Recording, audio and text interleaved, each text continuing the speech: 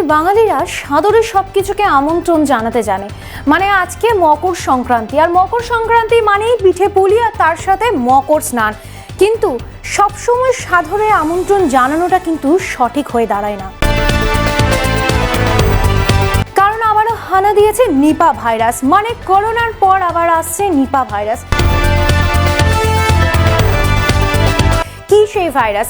আমরা সকলে ভাইরাস চলে আসার পর সেটা কিভাবে রোধ করা যায় সেটার কথা ভাবি, কিন্তু আসার আগেই যদি আমরা প্রস্তুতি শুরু করি তাহলে আমার মনে হয় কিছুটা হলেও আমরা সেখান থেকে নিজেদেরকে বাঁচাতে পারবো। মানে করোনা যখন এসেছিল তখন মাস্ক স্যানিটাইজারকে আমরা আমাদের একটা বন্ধু বানিয়ে নিয়েছিলাম, কিন্তু সেই বন্ধুটা যদি আমরা এখনো পর্যন্ত রেখে যেতাম, মানে সেই হ্যাবিটটা যদি আমরা সচরাচর নিয়ে আমরা সচরাচর তাদের সাথে বন্ধুত্ব রেখে দিতাম, তাহলে হয়তো আজকে এই সংক্রমণটা থেকে আমরা বাঁচতে পারি। একদমই ঠিক শুনেছেন।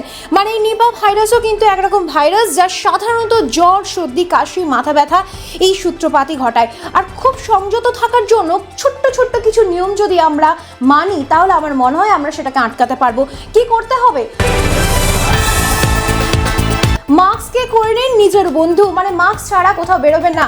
ভিড় যেই সব জায়গা একটু এড়িয়ে চলুন, তার সাথে কিন্তু মাথায় রাখবেন পর্যাপ্ত পরিমাণে জল, আর সেটা কিন্তু হোক পিউরিফাইড কিংবা ফুটিয়ে জল খাওয়ার হ্যাবিটটা তৈরি করুন। তার সাথে মাথায় রাখবেন কোনো রকমের কাটা ফল, মানে হয়তো কেটে রেখেছেন অনেকক্ষণ ধরে তারপরে খাওয়া, এই ব্যাপারটা কিন্তু একটু অ্যাভয়েড করে চলুন। আর তার সাথে সাথে মাথায় রাখবেন বাইরে জীবজন্তুর গায়ে কুকুর বিড়াল দেখে হট করে এভাবে হাত দেওয়াটা, সেগুলো এড়িয়ে চলুন।